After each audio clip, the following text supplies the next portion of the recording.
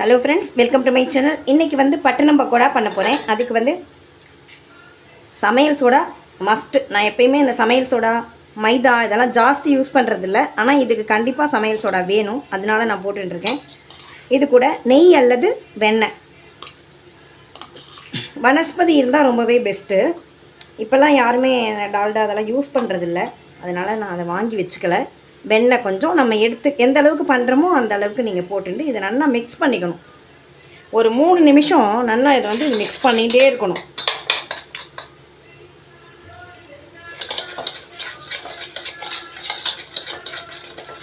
இந்த மாதிரி ஒரு 3 நிமிஷம் மிக்ஸ் பண்ணணும். நீங்கள் கையால் கூட பண்ணிக்கலாம், உங்கள் சௌரியம் தான்.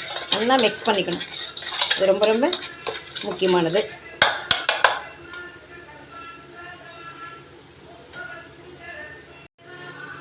மிக்ஸ் பண்ணியாச்சு. ஒரு 3 நிமிஷத்துக்கு மேலேயே நான் மிக்ஸ் பண்ணிட்டேன்.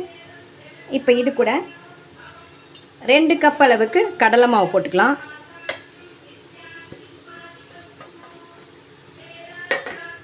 எந்த கப்பில் வேணால் எடுத்துக்கலாம், உங்கள் சௌரியம். 1 கப் அரிசி மாவு,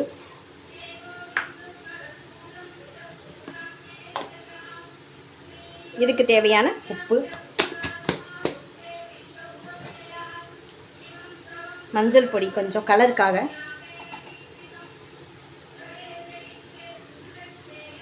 இது வந்து காரத்துக்கு பச்சை மிளகா நறுக்கி வச்சுருக்கேன். பச்சை மிளகா, இது இஞ்சி, கருவேப்பிலை, கொத்தமல்லி,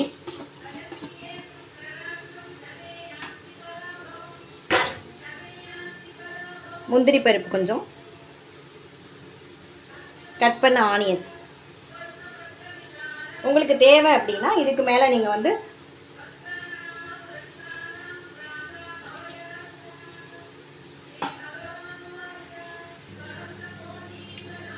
காரத்துக்கான மிளகாப்பொடி கொஞ்சம் நீங்கள் போடுறதுன்னா போட்டுக்கலாம், உங்கள் சௌரியம் தான்.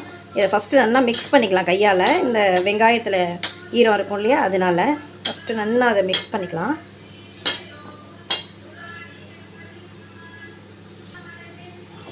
நல்லா மிக்ஸ் பண்ணிட்டேன். கீழே நம்ம போட்டிருக்க அந்த வெண்ணெய், இந்த சமையல் சோடா எல்லாமே இதில் மிக்ஸ் ஆகணும் இல்லையா, அந்த அளவுக்கு மிக்ஸ் பண்ணிக்கோங்க. இந்த வெங்காயத்தில் இருக்கிற ஈரமும் இது கூட சேர்ந்து ஃபஸ்ட்டு மிக்ஸ் ஆகட்டும். அதுக்கப்புறமா கொஞ்சம் கொஞ்சமாக ஜலம் தெளித்து இதை பிசைஞ்சுக்கணும்.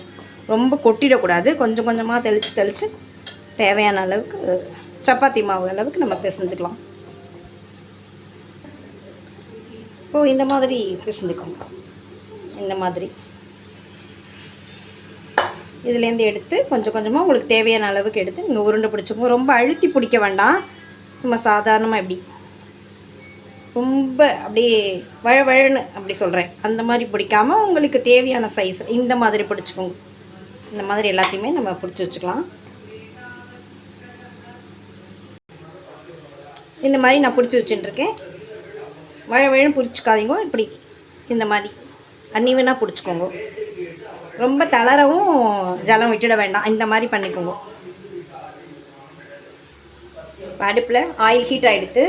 ரொம்ப இது இல்லாமல் ஒரு மீடியமாக ஹீட் ஆனதுக்கப்புறமா கொஞ்சம் சின்னது பண்ணிட்டு நம்ம எவ்வளோ எண்ணெய் வச்சுக்கிறோமோ அதுக்கு தகுந்த அளவுக்கான உருண்டைகளை அதில் சேர்த்துக்கலாம்.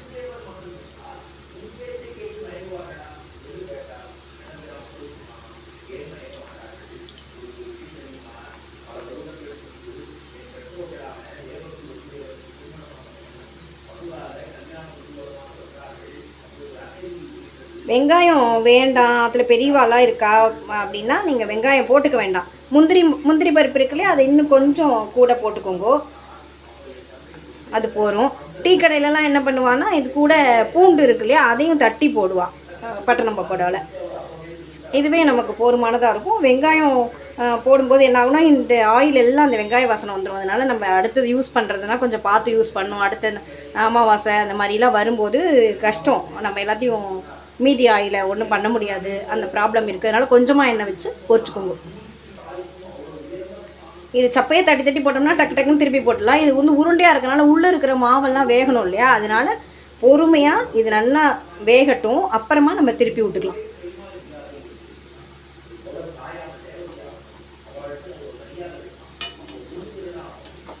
பொறுமையாக ஓரளவு பொரிஞ்சிடுது அப்படின்னு தெரிஞ்சதுக்கு அப்புறமா திருப்பி விடுவோம். நான் ஆயில் நம்ம கொஞ்சமாக வச்சு பண்ணுறோம் இல்லையா, அதனால் முழுகிறதுக்கு கொஞ்சம் லேட் ஆகும், திருப்பி விட்டு தான் எடுக்கணும். ஃபுல்லாக ஆயில் வச்சு நீங்கள் பண்ணிங்க அப்படின்னா அது பாட்டுக்கு தலை தலைன்னு கொதிச்சுண்டு ஃபுல்லாகவே அது வெந்துடும். நம்ம கொஞ்சம் கொஞ்சமாக தான் அதை திருப்பி விட்டாகும்.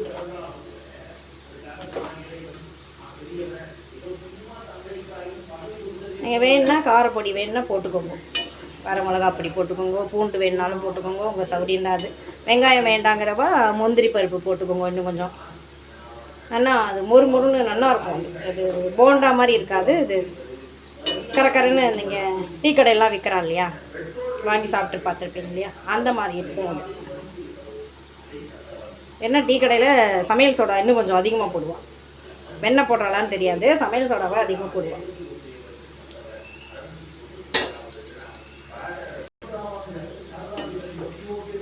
ரெடியாக எடுத்து பார்த்தீங்களா இந்த மாதிரி இருக்கணும். அதுக்கு தான் நல்லா உருட்டக்கூடாதுங்கிறது. நல்லா முழுன்னு உருட்டின்ட்டோன்னா வேகிறதுக்கும் உள்ளெல்லாம் வேகாது. ரெண்டாவது பட்டணம் பக்கோடானால இப்படி தான் இருக்கும், டெக்ஸ்டர் இது தான். இப்போ எடுத்துக்கலாம் நம்ம இதெல்லாம் எடுத்து. சப்போஸ் அது கடகடன்னு உங்களுக்கு கலர் மாறுறது அப்படின்னு தெரிஞ்சதுன்னா நீங்கள் வந்து தீ குறைச்சி வச்சுருங்க, மெதுவாக ஆகணும்.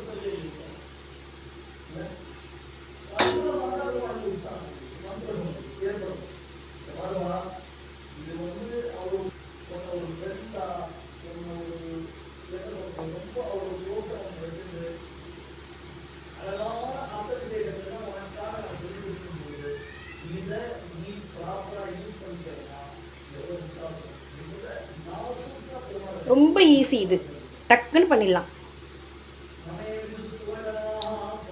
குட்டியாக ஒன்று இருக்கு, அவ்வளோதான், சூப்பராக இருக்குது. நன்னாவும் வெந்திருக்கு.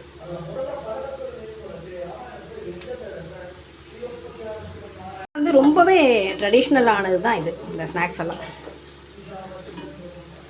எப்படி இதுக்கெல்லாம் பட்டணம் பக்கோடான்னு பேர் வச்சான்னு தெரியல.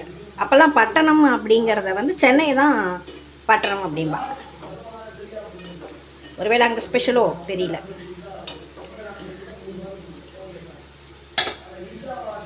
நம்ம எடுத்துட்டு இருக்க அந்த 3 கப்புக்கு இவ்வளோ வந்திருக்கு. ஒரு 10-12 வரும். இது 2-3க்கு மேலே சாப்பிடவும் முடியாது. ரொம்ப டேஸ்டியாக இருக்குது, சாஃப்டாக இருக்குது. பார்க்குறதுக்கு உங்களுக்கு ஹார்டாக இருக்க மாதிரி தெரியும், ஆனால் ஈஸியாக சாப்பிட்லாம். போண்டா வந்து கொஞ்சம் திக்னஸாக இருக்குது, அவ்வளோதான். ஆல்ரெடி நீங்கள் ட்ரை பண்ணியிருப்பீங்க. புதுசாக பண்ணுறவாளுக்கு பண்ணி பாருங்க. கண்டிப்பாக நீங்களும் பண்ணி பார்க்கணும். இந்த டேஸ்ட்டை நீங்களும் அனுபவிக்கணும். தேங்க்யூ வாட்சிங். Thank you friends.